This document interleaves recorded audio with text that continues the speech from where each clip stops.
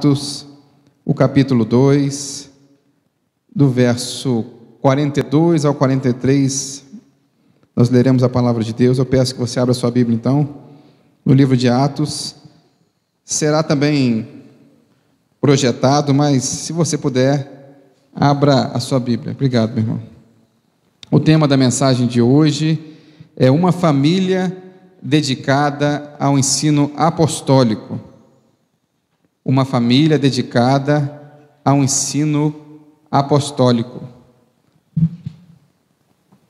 Os irmãos acharam? Amém?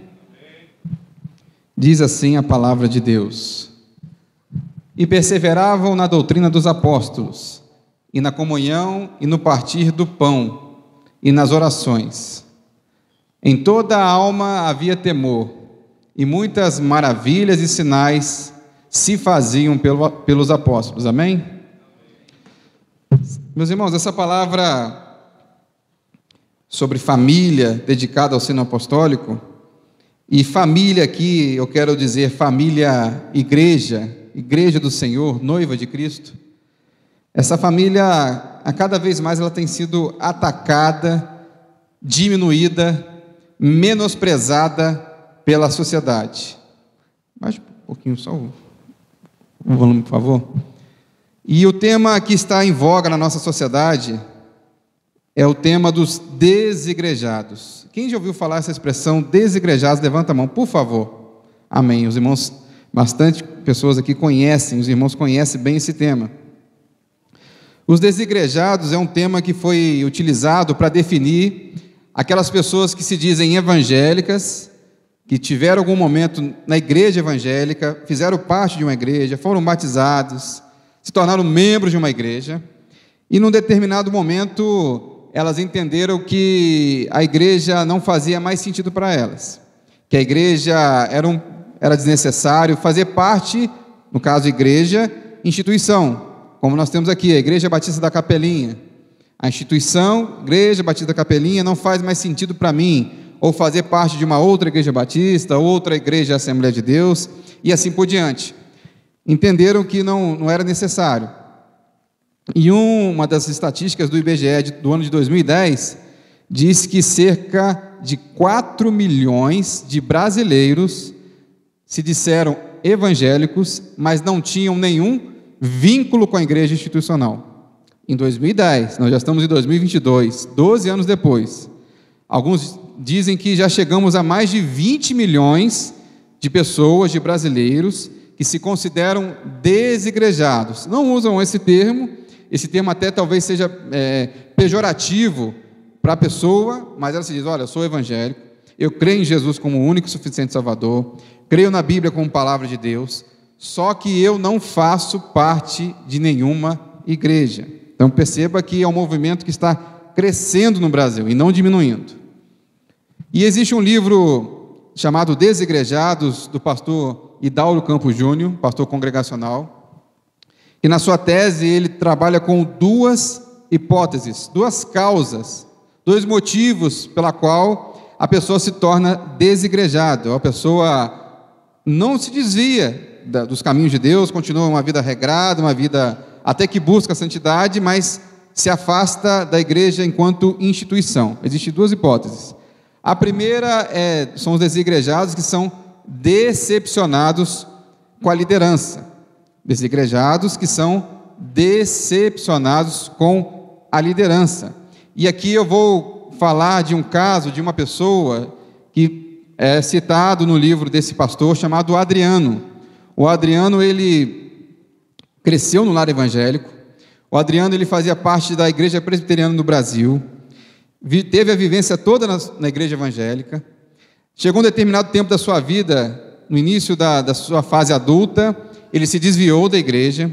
Enquanto isso, ele fez faculdade de Direito na Universidade de São Paulo, que talvez, se não há, uma das melhores faculdades do Brasil. Ou seja, o que eu quero dizer com isso? Uma pessoa instruída, de conhecimento, ensino superior, se formou em Direito, tornou-se advogado, e num determinado momento da sua vida, ele encontra com um pastor em uma determinada igreja, que não é citada naturalmente no livro, a igreja e o pastor, e ele vê a sua vida novamente transformada. Ele começa a seguir este pastor, Lá ele encontra a sua esposa, se casa e vive uma vida totalmente dedicada à igreja, a ponto até de deixar o seu emprego, deixar o seu trabalho como advogado e se tornar funcionário mesmo daquela igreja e acompanhar o pastor presidente ou pastor titular de uma igreja lá em São Paulo. Chegou o momento que ele começou a caminhar de tal forma e o pastor sempre usava desses jargões, dessas questões. Uma das vezes ele estava nos Estados Unidos com o pastor e passa num shopping, numa determinada loja, e ao chegar numa loja tem uma bolsa que custa, na época, diz que há mais de 15 anos atrás, $400. Se você multiplicar por 5, sem fazer muita conta, hoje, nos dias de hoje, seria R$2.000. Uma bolsa, maleta de R$2.000. E nesse momento o pastor se aproxima daquela bolsa e diz: eu quero comprar esta bolsa, mas quem vai dar esta bolsa é o Adriano. Ele se vira para o Adriano e diz: olha, você que vai me dar essa bolsa, você que vai me presentear com essa bolsa. E ele diz assim: olha, abençoe-me e serás abençoado. Ou seja, utilizando-se do cargo de pastor, utilizando-se da Bíblia, de promessas bíblicas, distorcendo promessas bíblicas para o seu benefício. Aquele pastor estava usando essas promessas para o seu benefício. Então, o Adriano comprou aquela bolsa, não tinha condição financeira suficiente para pagar aquela bolsa, passou muita dificuldade por conta de uma bolsa e outros presentes que aquele pastor pedia, e o pastor pedia, ele não sabia dizer não, e não podia dizer não. No slide anterior eu falo do caso dos pastores, que são chamados de tóxicos, ou seja, pastores que abusam das ovelhas, pastores que utilizam-se do cargo para obter vantagens financeiras e outras vantagens até da ovelha.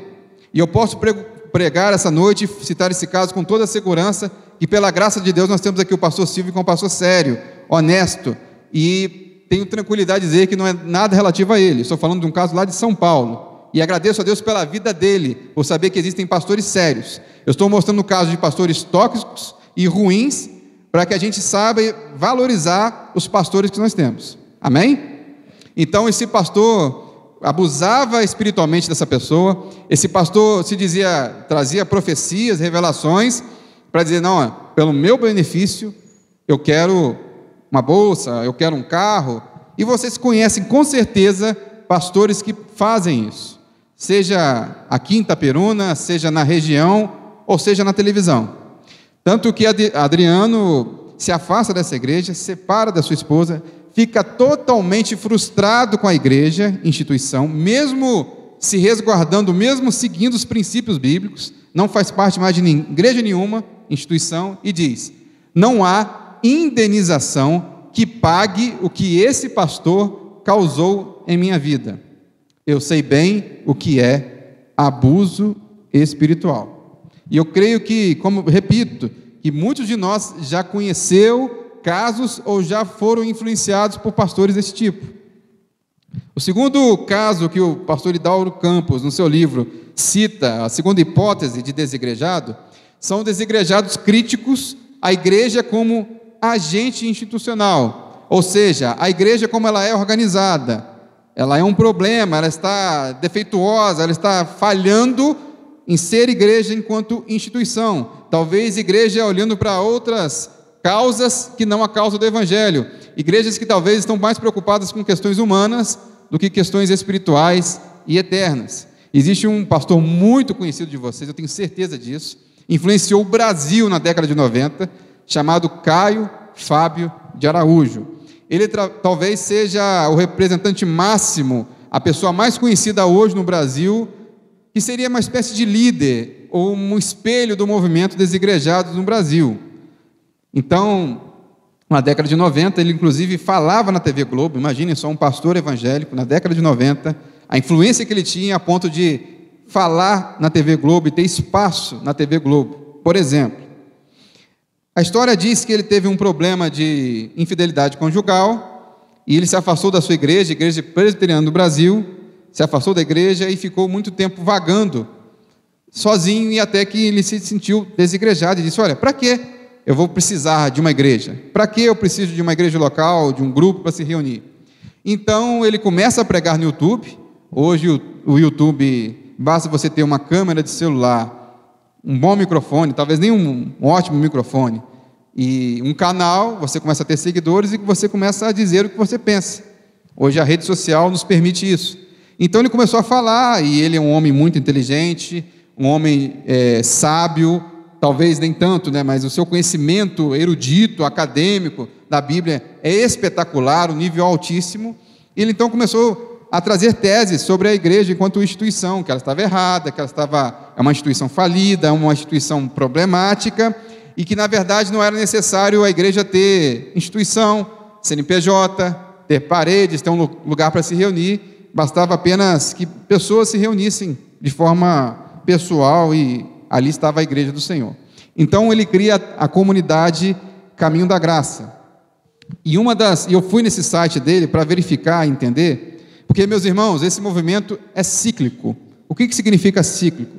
Esse movimento de desigrejados, ele é circular, ele sai da igreja, aí depois de um tempo ele começa a se reunir de tal forma que, se você analisar, ele está criando uma outra igreja.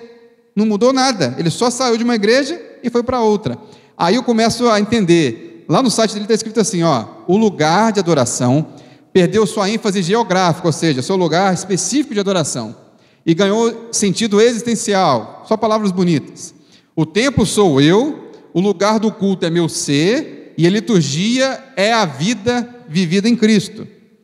Mas o que é interessante é o seguinte, eles não têm igreja, instituição, não tem igreja não, mas eles se reúnem em estações, locais definidos, ou seja, tem lugar para se reunir, definido.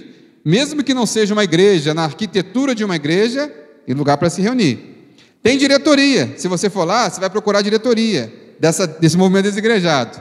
E tem seção no site para contribuição, que seriam talvez os 3 maiores problemas, que é contribuição financeira, achar que o meu dinheiro não está sendo utilizado de forma correta na igreja, é achar que existe diretoria que manda na igreja, é achar que o lugar físico é desnecessário, gastar dinheiro com energia elétrica com a igreja é desnecessário. Então chega nesse ponto que, como eu mostro para os irmãos, é cíclico. Ele saiu de um movimento, disse que a instituição que ele fazia parte estava errada, ou a igreja, de uma forma geral, está errada, mas eu vou criar um novo sistema de ser igreja, que é idêntico. Se você olhar no site, tem gente até em Portugal já, que faz parte da diretoria, que acessa. Então, no fundo, a expressão é válida, trocando 6 por meia dúzia. A pessoa sai da igreja, está insatisfeita com a igreja, mas se reúne, e aquele movimento começa a crescer, e as estações, que ele não pode chamar de igreja, mas as estações começam a crescer, aí precisa de ter uma liderança, porque esse pessoal está meio vago, não sabe para onde ir, e no fundo se torna uma nova igreja. Então, meus irmãos, o movimento desigrejado, apesar de, na primeira hipótese, eu entender a situação daquele irmão e de outros irmãos que sofreram por conta de pastores abusivos, eu entendo, compreendo a dificuldade dessa pessoa, mas no fundo ela sai de uma instituição e vão querer encontrar outra e assim por diante, e vão perceber que todas as instituições, igreja, locais, não é noivo de Cristo, instituições são humanas, feitas por humanos e são errantes. As igrejas, os pastores irão errar. Às vezes nós temos um conceito na nossa igreja evangélica. Esse conceito parte da igreja e parte de uma liderança que até é abusiva, é tóxica, exagera na sua liderança, de achar que os pastores são super-homens. Pastores andam voando aí pelo Itaperuna. Pastores andam a pelo menos meio metro do chão, eles flutuam na igreja. E na verdade não é, são pessoas normais, que carecem das nossas orações, que carecem do nosso amor, do nosso acolhimento, do nosso respeito, do nosso carinho, mas são pessoas normais. Estão sujeitas a errar. É claro que o pastor não vai procurar errar, não, vou viver errante, mas eles são seres humanos, estão sujeitos às mesmas fraquezas de quem não é pastor, ou quem não tem um título de pastor, de presbítero, de diácono, assim por diante. São seres humanos, e nós devemos compreender, entender e amar os pastores, e entender que não é mudando de igreja ou tentando mudar a instituição que vai resolver o problema. Então fica a pergunta sobre a segunda hipótese. Não seria isso uma instituição religiosa? É um corpo que se reúne, tem diretoria, tem lugar para se reunir, tem CNPJ, mas não é mais a igreja como era antes. Agora eles vão fazer diferente. Vocês acreditam, meus irmãos, que vai ser diferente? Não vai. Vai acontecer lá os mesmos problemas que acontecem aqui, que acontecem na igreja, lá na Capelinha, que acontece no bairro Niterói, que acontece lá no Surubi e assim por diante, no Brasil inteiro. Os problemas se repetem. Não é o mudando o lugar, porque as pessoas serão as mesmas, entende? O pastor Jeremias Pereira, um pastor presbiteriano, ele lista algumas causas do movimento desigrejado. E ele pega um pouco pesado na visão dele. Tiveram decepção com as lideranças da instituição, eu já falei aqui, não concordam com a maneira de governo da igreja, estão descontentes com os ensinos bíblicos, não concordam com a ética pregada, não aceitam disciplina sobre suas vidas, isso é muito importante, gente que não aceita a repreensão, e no fundo não querem compromisso com nada. Então a igreja é um movimento cíclico, ela vai e volta, entende que está errado aqui, e conserta, e continua. Eu quero que você mantenha a sua Bíblia aberta, e nesses 2 versículos nós trabalharemos em cima deles. O verso 42 diz: e perseveravam na doutrina dos apóstolos e na comunhão. Existe um livro, meus irmãos, chamado Didaquê, e esse livro ele foi produzido e redigido próximo ao ano 150, 140 depois de Cristo. Alguns autores, ele foi redescoberto recentemente, no século XIX, até entenderam que ele quase entrou no cânon bíblico. Ele não é cânon bíblico, meus irmãos, ele não faz parte da Bíblia, mas ele é um comentário, é uma espécie de primeira instrução para os novos convertidos, para aqueles que entraram na igreja e fazem parte da igreja. No capítulo 11 desse livro, ele diz assim, sobre a hospitalidade com apóstolos e profetas, e no item 6 ele fala: na sua partida, o apóstolo não leve nada, a não ser o pão para a próxima estação. Se, porém, pedir dinheiro, é falso profeta.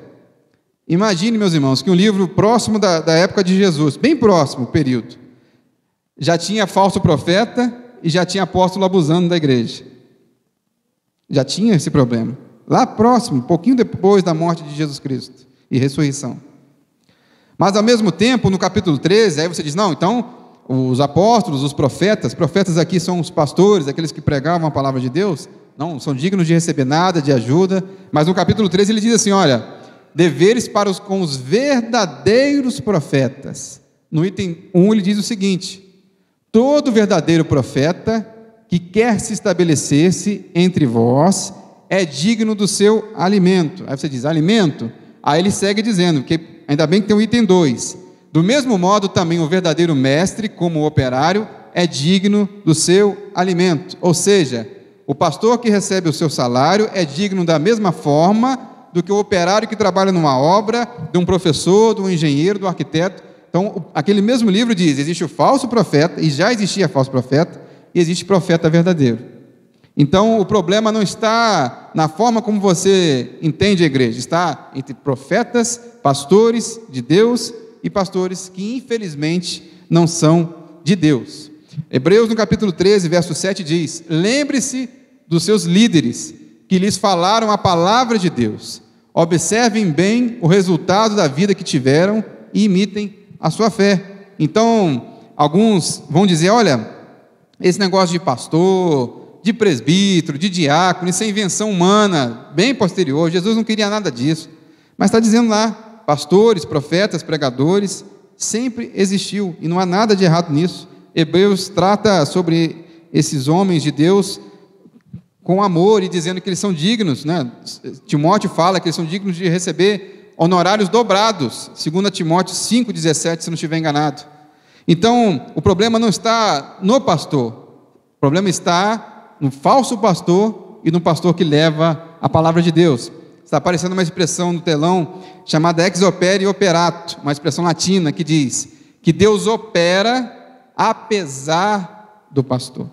Deus faz a sua obra com um pastor que é imperfeito, com um pastor que erra, com um pastor que tem suas fraquezas. Deus continua operando. Às vezes até aquele pastor que você olha assim, olha, esse pastor aí é difícil eu aceitar a vida desse pastor. mas ele ora, ele prega a palavra de Deus, e Deus opera milagres, Deus opera maravilhas, pessoas são curadas, são transformadas, e você fica sem entender. Então Deus opera apesar de nós. O poder não está no pregador, no pastor, o poder está na palavra de Deus, e quando ela é falada, Deus opera, Deus traz a transformação. Nós somos imperfeitos, mas Deus é perfeito, é soberano, e Ele nos ama, e Ele faz a sua obra na sua igreja, independente de mim, do pastor Silvio ou de você, independente até da sua vontade, da sua vaidade, achar, olha, isso não é necessário. Independente disso, Deus faz a sua obra, e a igreja continuará seguindo, fazendo a obra de Deus, independente de você. Então, ame a noiva aqui é a igreja do Senhor Jesus, mesmo imperfeita, mesmo com pessoas imperfeitas, persevere na doutrina bíblica, ame a sua igreja. O texto segue dizendo, verso 42, perseveravam na comunhão. E ao perseverar na comunhão, meus irmãos, o que é comunhão? O dicionário diz que é ação ou efeito de comungar, de realizar ou desenvolver coisa em conjunto. Existe um pregador da Idade Média chamado Hubertus Meldenius, que dizia o seguinte: nas coisas essenciais, unidade; nas não essenciais, liberdade; em todas as coisas, amor. Nas coisas essenciais, unidade. O que é doutrina, o que é Bíblia, o que é palavra de Deus, vamos ter unidade. Nas não essenciais, alguns irmãos têm algumas visões bíblicas diferentes em alguns pontos específicos. Vamos ter um pouco de liberdade e respeito para quem pensa diferente, é algo que é talvez secundário. Em todas as coisas, tratemos com amor. Perseverar na comunhão, entender que o irmão pensa diferente de mim, seja qual o pensamento, a não ser que seja um pensamento muito fora da Bíblia, trate-o com amor, trate-o com respeito. É a comunhão que nos une enquanto igreja, é a comunhão que nos faz dizer, nós somos família de Deus, e abrace a família de Deus. Não seja aquele parente, mal comparando, que só fala mal do seu cunhado, do seu vizinho, do seu irmão, do seu primo, do seu tio. Aprenda a lição nessa noite, que o amigo, o irmão, ele repreende no particular, ele exorta o irmão no particular e elogia em público. Se você tem uma pessoa que você ama, que você respeita, que você admira, toda vez que você estiver em público, elogie essa pessoa, mesmo ela tendo seus defeitos, e ela tem sim seus defeitos. Elogie, e em particular, se você perceber que o seu amigo, o seu irmão está fazendo algo de errado, em particular, converse com ele, em amor, em todas as coisas, amor, e diga, olha, esse seu posicionamento, essa sua forma de pensar, talvez esteja um pouco errada. Vamos orar, vamos pedir orientação de Deus sobre esse assunto? Entende a diferença? Isso é família, isso é comunhão. É muito comum você ver alguém que tem um irmão, uma irmã, e às vezes se abre para você e diz, olha, meu irmão é assim, meu irmão é assado, ele está errando nisso, naquilo. Ou talvez o cônjuge, marido e mulher, uma pessoa se abre para falar do seu casamento. Aí quando você vai falar mal da pessoa, não, você não pode falar mal de mim não. Já passaram por isso? De gente que é assim? Então assim, a pessoa fala, mas ela quanto família, não, você não pode falar. Ela defende enquanto família. Então, enquanto igreja, família de Deus, ame a noiva, respeite a noiva, mantenha-se em comunhão, esteja em união, mesmo sabendo que tem pessoas aqui que pensam diferente de você. E é por isso que nós estamos aqui, como família imperfeita humanamente falando, família que está buscando juntos a comunhão e servir a Cristo. Então tenha amor à sua família. A família, para sobreviver, precisa disso. Um casal, marido e mulher, precisa também. Uma sociedade também precisa. Às vezes você tem uma sociedade tão desunida, que ela não vai para frente. Sociedade empresa, sociedade instituição, governo, não vai para frente, por quê? Porque ela permanece desunida. Um reino dividido não subsiste, isso está na Bíblia. Então permaneça em comunhão. E aí fica a pergunta, você tem comunhão com a sua família igreja?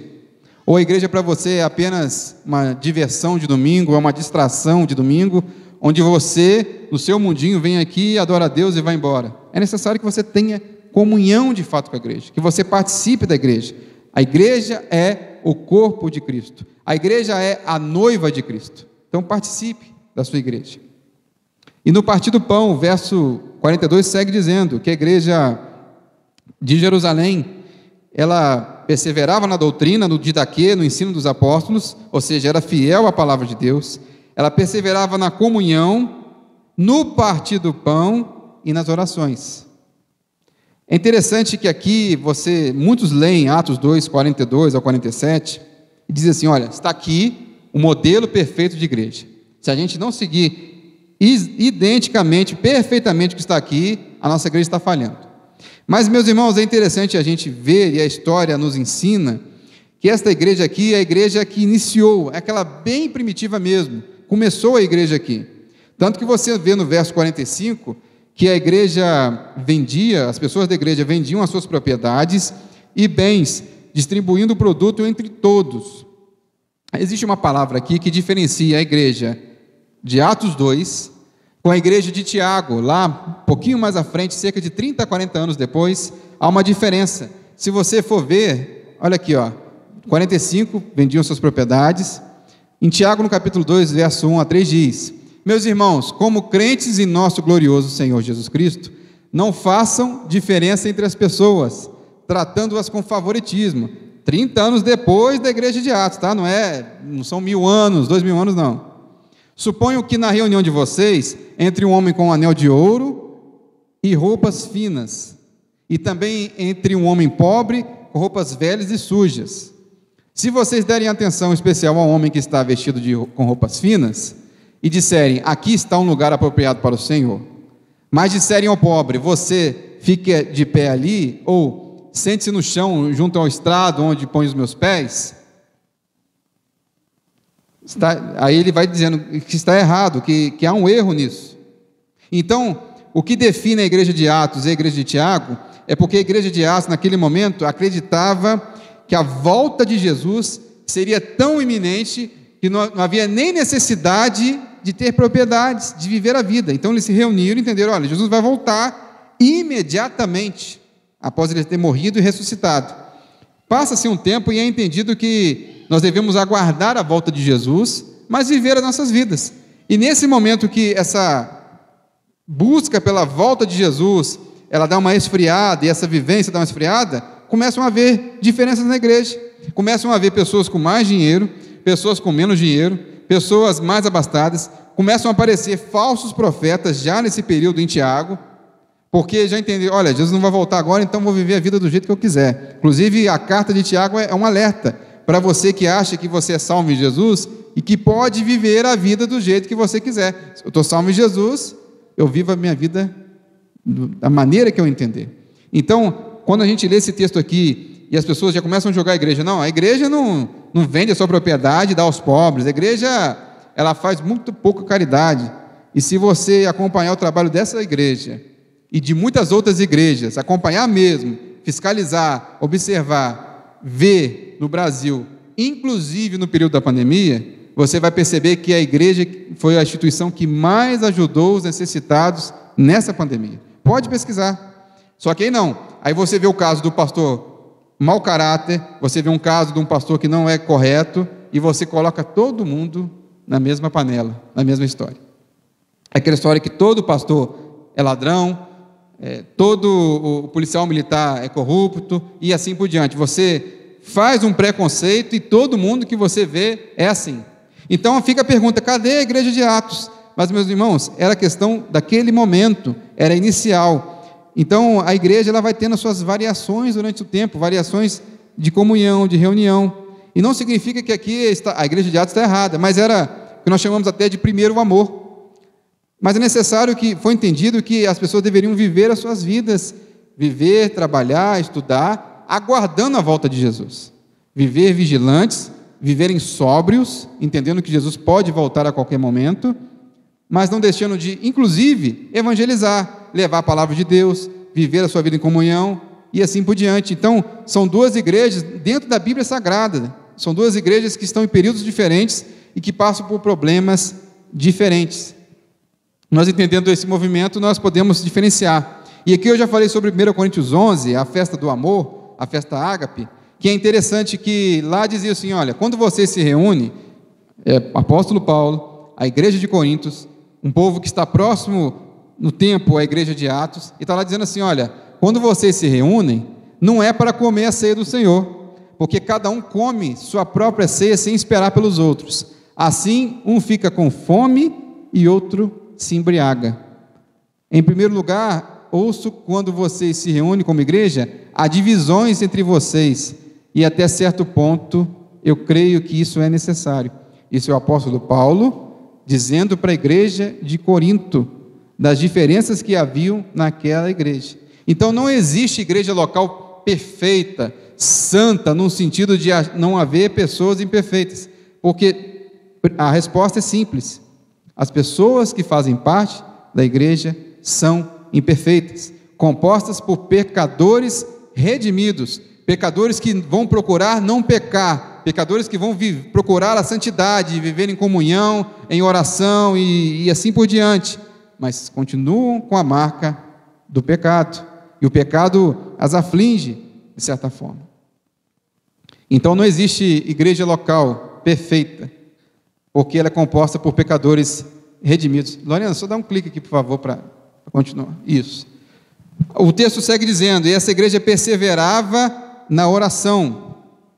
E você vê lá no partir do pão e nas orações. Oração em comunidade se torna adoração. A palavra adoração, ela tem um sentido individual e um sentido comunitário, igreja orando. E eu me lembro do Lucas, no capítulo 18, o Evangelho de Lucas, que fala sobre essa oração. Naquele texto fala da oração do publicano, que é o cobrador de impostos, e a oração do fariseu, ou melhor, do fariseu. Ou seja, são duas pessoas distintas. Um muito religioso, uma religiosidade que assustava, que as pessoas louvavam, admiravam aquele religioso, fariseu, e outro um cobrador de impostos que não fazia nada de errado em cobrar impostos. Mas como ele cobrava impostos do seu povo, que era oprimido, ele era mal visto pela sua sociedade. Então Jesus fala dessas duas posturas. O fariseu, por exemplo, ele orava em pé, no íntimo, dizendo, Deus, eu te agradeço porque não sou como os outros homens, ladrões, corruptos, adúlteros, mesmo como este publicano que está aqui do meu lado orando, às 3 horas da tarde no templo. Jejuo 2 vezes por semana, e dou o dízimo de tudo quanto ganho, ou seja, uma pessoa fiel à sua religião. Mas o publicano, ou cobrador de impostos, ficou à distância. Ele nem ousava olhar para o céu, orava de cabeça baixa, mas batendo no peito dizia, Deus, tem misericórdia de mim que sou pecador. É a melhor oração que a gente pode fazer, a melhor forma de começarmos uma oração. Deus tem misericórdia de mim que sou pecador. É reconhecer que você não é nada perante a Deus, que mesmo que você ainda continua sendo nada na presença de Deus, você ainda continua sendo pecador. O que faz a sua oração chegar até Deus é o sangue de Jesus Cristo na cruz. É Ele que nos purifica de todo pecado. Então esse cobrador de impostos, ao bater no peito, esse bater no peito tem um simbolismo tão lindo, meus irmãos, que era a ideia de angústia. Ele estava angustiado. No Oriente Médio era comum, e ainda é comum, as mulheres baterem no peito durante um velório. Você está ali no velório, as mulheres estão batendo no peito, por conta da angústia, da tristeza, do sofrimento de um ente querido que se perdeu, que se foi, que faleceu. Em Lucas, no capítulo 23, a multidão bate no peito, enquanto estavam diante de Jesus crucificado. Uma prova disso é que a multidão, ao ver Jesus na cruz, começa também a bater a mão no peito, sinal de angústia. E ali o judaísmo também mostra que bater no peito era mostrar de onde vinha o mal, o pecado, os maus pensamentos. Às vezes nós temos uma vida tão regrada, a sociedade nos olha e diz, olha, que homem santo, que mulher santa, que pessoa que vive uma vida em retidão. Mas essa sociedade não consegue ver o nosso coração, o nosso pensamento. O judaísmo já dizia que o pecado vinha dos maus pensamentos, vinha do coração, e bater no peito era uma espécie simbólica, no sentido simbólico de dizer, olha, eu estou tentando expulsar esse homem ruim, esse mau homem, esses maus pensamentos que rodeiam a minha mente. Então, Bata no peito nessa noite, reconheça que você é pecador, reconheça que você precisa de Jesus, reconheça que você não pode fazer nada, é a graça de Jesus que faz por você, é o amor de Jesus naquela cruz que te torna um pecador redimido. Maus pensamentos. Mateus 15, Jesus dizendo, verso 19, porque do coração procedem maus desígnios, homicídios, adultério, prostituição, furtos, falsos testemunhos, blasfêmias. O coração é uma fábrica de ídolos. João Calvino dizia isso também.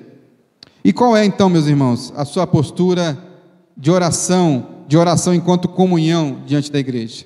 Qual é a sua postura quando você está aqui nessa noite? Você vem aqui entregar um louvor, adoração a Deus, dizendo, olha Deus, eu sou pecador, eu sou uma pessoa que careço da graça do Senhor, eu sou uma pessoa que preciso de ajuda, preciso do teu poder para me libertar, para que cada dia eu possa viver servindo ao Senhor em espírito e em verdade, mas reconheço que sou pecador. Não venha, meus irmãos, com a postura do fariseu, não venha com a postura dizendo assim, olha, eu estou aqui na igreja, olha quantas pessoas estão lá no mundo, olha que pessoa boa que eu sou, eu entrego meus dízimos, minhas ofertas, eu venho aqui aos cultos todos os domingos, eu não roubo, eu não furto, eu não adultero, então eu sou uma pessoa digna de salvação. Você não é digno por você mesmo, é Jesus que fez a obra na sua vida, que transformou a sua vida. Ele sim está transformando você a cada dia e te levando à santidade. Agradeça a Deus, não trate com arrogância, pelo contrário, trate com humildade, com amor a Jesus. Em toda a alma havia temor. A palavra temor significa, no seu texto original, fobia.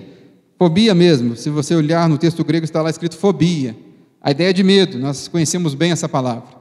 E aqui, o medo e a apreensão e o temor faz referência ao sagrado. E quando digo sagrado, é quando nós estamos aqui em reunião, quando estamos aqui louvando a Deus, quando estamos aqui orando, intercedendo e pedindo a presença de Deus em nossas vidas. E existe um erro muito grande que pode nos acometer e acomete a muitas igrejas, que é se acostumar com o sagrado, que é achar que está louvando aqui na frente, está pregando a palavra de Deus, está vivendo a sua vida cristã na presença de Deus, achar que você pode viver do jeito que você quiser e você pode participar do sagrado, pode participar de uma oração, achar que estar numa igreja é simplesmente uma reunião, uma mera reunião, como se eu estivesse em qualquer outra reunião de qualquer outro grupo.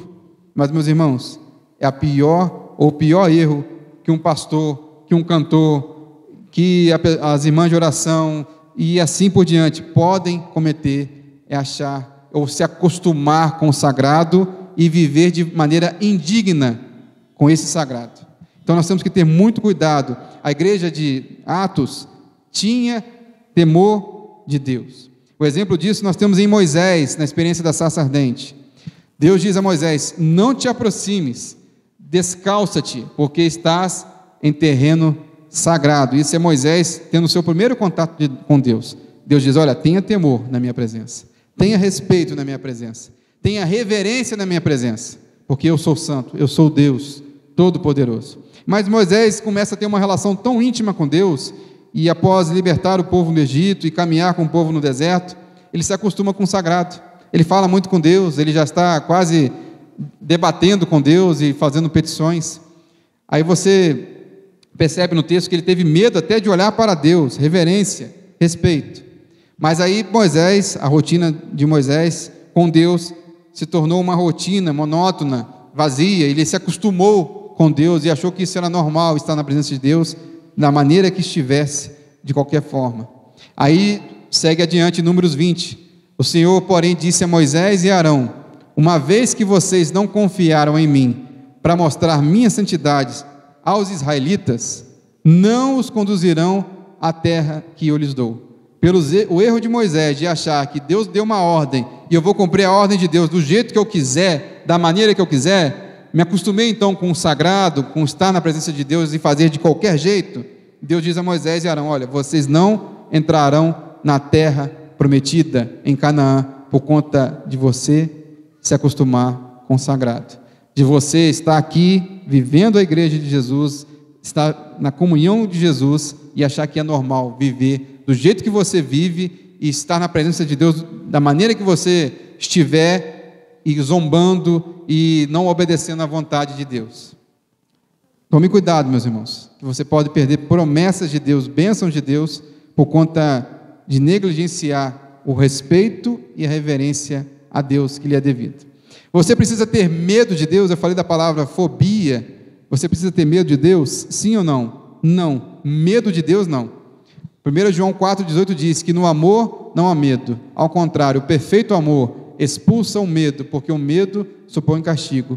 Aquele que tem medo não está aperfeiçoado no amor. Quem ama a Deus não precisa ter medo de Deus, porque quem ama a Deus respeita a Deus. Quem ama a Deus obedece à vontade de Deus. Então você não precisa ter medo, você tem o temor, o respeito a Ele naturalmente. Então você não precisa ter medo de Deus, você precisa respeitar a Deus. Tem gente que tem medo de Deus, mas continua vivendo a vida que sempre levou, mesmo tendo medo de Deus. Então o medo para ela não faz diferença nenhuma, porque ela se arrisca do mesmo jeito. Não precisamos ter medo se amamos a Deus, mas não profane o sagrado. Faça tudo com Deus com temor e tremor. E aí segue dizendo o texto que muitas maravilhas e sinais se faziam pelos apóstolos. E eu quero encerrar nessa noite. Disse Pedro, Atos 3, verso 6: não tenho nem prata nem ouro, mas o que tenho, isso te dou. Em nome de Jesus Cristo Nazareno, levanta-te e anda. E aquele coxo levantou, aquele paralítico se levantou. Existe um diálogo que alguns dizem que não existiu, outros dizem que existiu, entre um teólogo chamado Tomás de Aquino, no século XI, e o Papa daquela época. E ao visitar o Vaticano, esse teólogo, ele passa por Roma e vê as catedrais todas cheias de ouro e prata, cobertas, e ele fica espantado, porque vivia numa região no interior da Itália e nunca tinha visto uma igreja suntuosa. E aí o Papa diz para ele: olha, nós não precisamos mais dizer que não temos nem ouro nem prata, fazendo alusão desse texto. Não, agora nós temos ouro nem prata. Mas aí Tomás de Aquino se vira para o Papa e diz: olha, mas também nós não podemos dizer levanta e anda. O que você tem oferecido a Deus nessa noite? O ouro e a prata são importantes para a nossa vivência, mas Deus quer de você o seu coração, o seu amor, o seu respeito. Talvez para Deus operar nós precisamos nos humilhar a Deus e esquecer que não é ouro e nem prata, é o poder de Deus, é a nossa vida consagrada a Deus que fará a diferença. Às vezes nós podemos dizer: nós temos ouro e prata, nós temos joias, nós temos brilhantes, nós temos tanto dinheiro, mas nós não podemos dizer levanta-te e anda, não podemos dizer sai em nome de Jesus, não podemos dizer que falar da palavra de Deus e evangelizar e a pessoa ser transformada. Que nessa noite você reflita sobre isso. O que você tem oferecido a Deus? Se você ama a Deus, a sua presença, respeite a sua vontade. Você ama a sua família? Eu creio que sim. A maioria, se não todos, ama a sua família. Você tem comunhão com a sua família? Eu creio que você tem comunhão com a sua família. Uns mais, outros menos, mas tem comunhão. Então persevere, lute por ela. E a sua família que eu estou falando aqui é família igreja, família de Deus, a noiva de Cristo, que nós enquanto famílias iremos para o céu e adoraremos eternamente o Senhor Deus, por conta dessa família que Ele nos trouxe. Valorize, ame a sua igreja, respeite a sua igreja e tenha uma relação de comunhão com a sua igreja. Vamos orar, meus irmãos? Vamos ficar de pé?